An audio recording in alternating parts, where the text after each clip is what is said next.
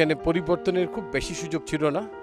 শান্তর অধিনায়কত্ব বাদ আফগানিস্তানের বিপক্ষে মাহমুদুল্লাহ রিয়াদ অধিনায়কত্ব করবে। হঠাৎ সংবাদ মাধ্যমে এসে রিয়াদকে অধিনায়কত্ব দিয়ে একই বললেন প্রধান নির্বাচক লিপু।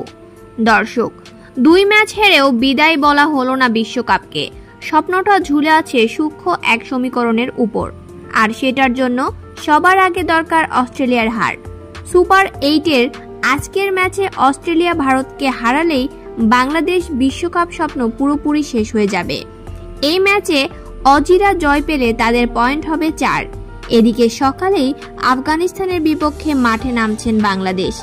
এই ম্যাচটি জিততে মরিয়া হয়ে আছে বাংলাদেশ, যার কারণে দলে পরিবর্তন করতে যাচ্ছেন বাংলাদেশ ক্রিকেট বোর্ডের নির্বাচক গাজী আশরাফ হোসেন লিপু।